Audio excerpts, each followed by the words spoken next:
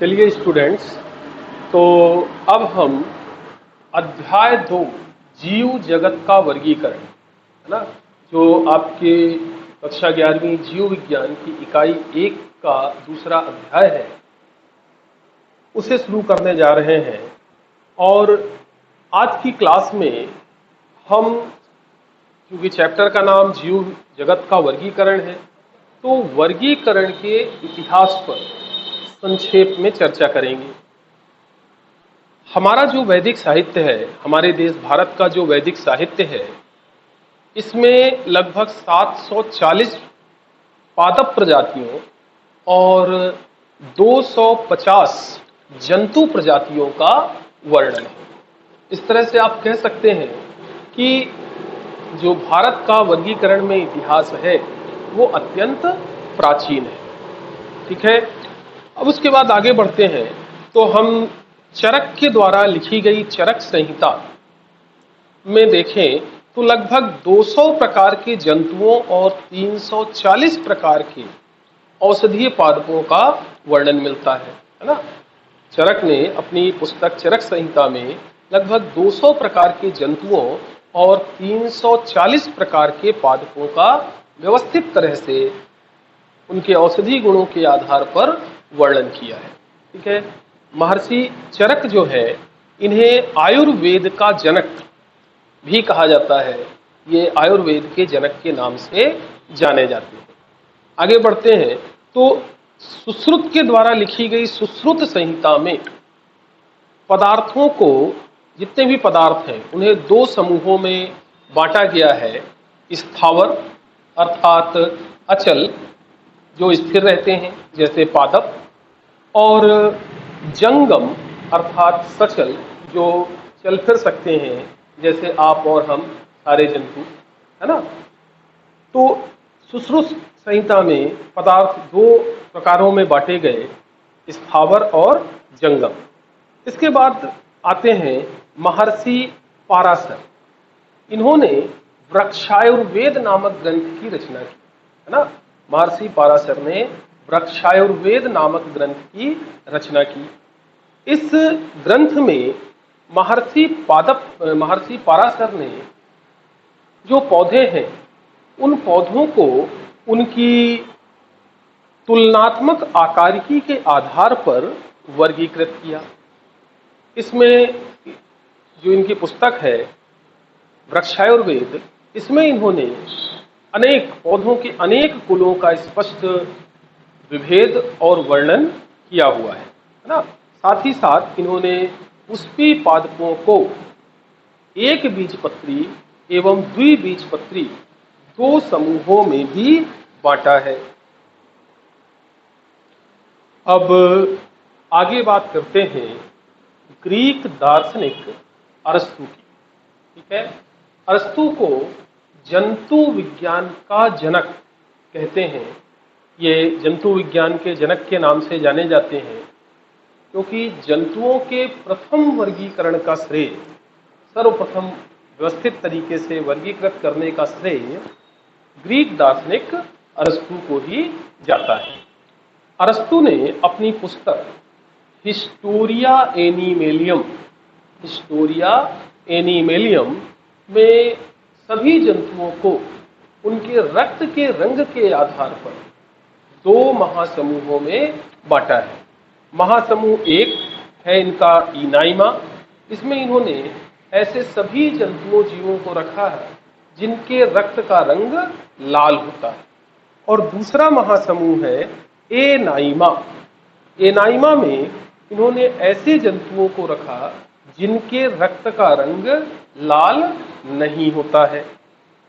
इसके अलावा फिर आगे जब बात करते हैं तो थियोफ्रेट्स, जिनको वनस्पति विज्ञान का जनक कहते हैं, है ना, वनस्पति विज्ञान के जनक थियोफ्रेट्स ने पादपों को उनके स्वभाव के आधार पर 4 समूहों में वर्गीकृत किया: वृक्ष, क्षुप, उपक्षुप और शाक।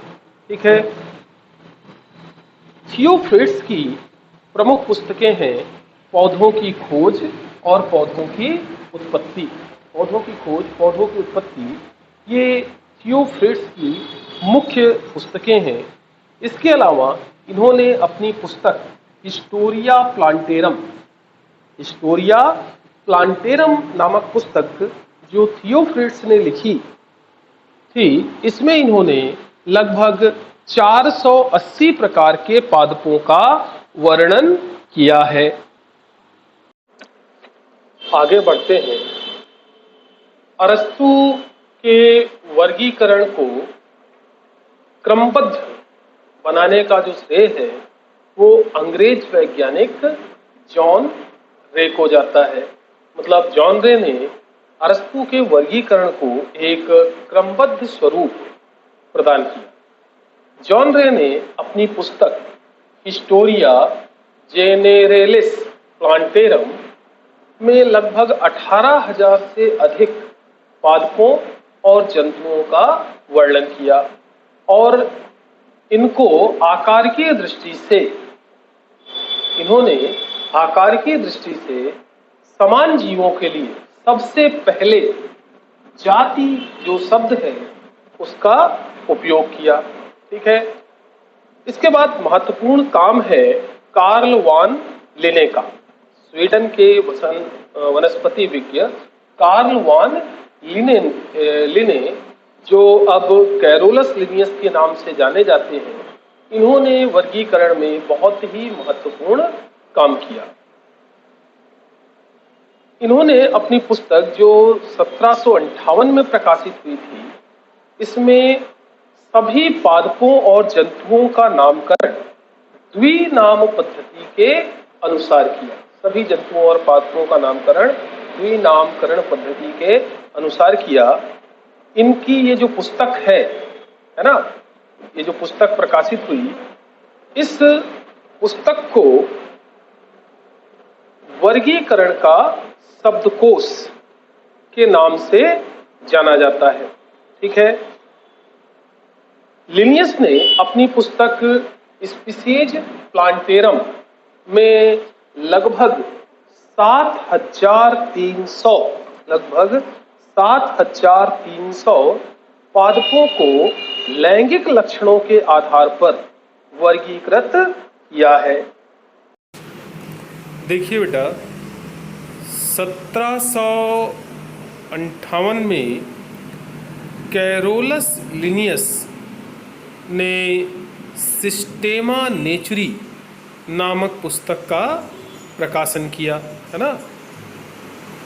इसी सिस्टेमा नेचुरी नामक पुस्तक को वर्गीकरण का शब्दकोश कहा जाता है और स्वयं लिनियस आधुनिक वर्गीकी के जनक के नाम से जाने जाते हैं, है ना। आधुनिक वर्गीकी के जनक कौन है? लिनियस। अरस्तु से लिनियस तक के वर्गीकरण को कृत्रिम वर्गीकरण कहते हैं, क्योंकि ये जीवों की केवल कुछ लक्षणों पर आधारित हुआ करते थे। लिनियस के पश्चात के वर्गीकरण प्राकृतिक वर्गीकरण कहलाते हैं, क्योंकि इन्हें जीवों के कुछ लक्षणों और प्रकृति के आधार पर वर्गीकृत किया गया था। डार्विन के विकासवाद के बाद के वर्गीकरण जाति वृत्तीय वर्गीकरण कहलाते हैं, क्योंकि ये जाति वृत्तीयता पर आधारित थे। आधुनिक वर्गीकरण में विभिन्न प्रायोगिक तकनीकों का प्रयोग किया जाता है। सन 1950 के पश्चात आधुनिक वर्गीकी में मुख्य रूप से 3 क्षेत्रों का विकास हुआ है। पहला क्षेत्र है रसायन वर्गीकी, दूसरा है संख्यात्मक वर्गीकी और तीसरा है कोशिका वर्गीकी। ठीक है। तो ये जो वर्गीकरण है ये आधुनिक वर्गीकरण के अंतर्गत आते हैं। साथ में आपको ये भी ध्यान रखना चाहिए कि आणविक वर्गीकी विज्ञान जो है, ये वर्गीकरण विज्ञान की एक शाखा है। इसमें वर्गीकी में जाति वृत्तीय संबंध स्थापित करने के लिए न्यूक्लिक अम्ल मतलब डीएनए और आरएनए से जो सूचनाएं प्राप्त होती हैं, जो आंकड़े प्राप्त होते हैं, इन सूचनाओं और आंकड़ों का भी उपयोग किया जाता है।